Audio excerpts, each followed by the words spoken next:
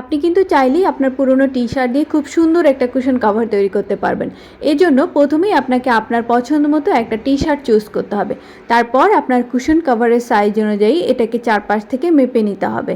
এখন মাপা হয়ে গেলে সেই মাপ অনুযায়ী আপনাকে এটা কেচির সাহায্যে খুব সাবধানতা বজায় রেখে কাটতে হবে। কাপড় কাটা হয়ে গেলে এবার একটা মার্কারের সাহায্যে চারপাশ থেকে খুব ছোট ছোট করে দাগ কেটে নিতে হবে। এখন এই দাগের উপরে কেচি দিয়ে আবারও সুন্দর করে কেটে দিতে হবে। কাটার পর সবগুলিকে দেখতে ফিতার মতো মনে হবে। তারপরে এই ফিতাগুলি ধরে ধরে টেনে দিতে হবে। টেনে দেওয়ার ফলে এগুলি সুন্দর একটা শেপে চলে আসবে। এভাবে সবগুলি ফিতা টেনে দেওয়ার পর উপরের পাটটাকে সরিয়ে রাখতে হবে। তারপর নিচের যে পাটটা সেটার উপরে পুরনো ওড়না অথবা যে কোনো ক্লথ আপনি অ্যাড করতে পারেন, মানে তুলার বিকল্প হিসাবে এটা কাজ করবে।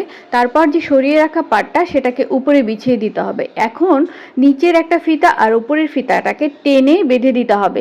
এভাবে সবগুলি ফিতা বেঁধে দেওয়ার পর সুন্দর একটা কুশন কভার তৈরি হয়ে যাবে। দেখতেই পাচ্ছেন কি সুন্দর একটা কুশন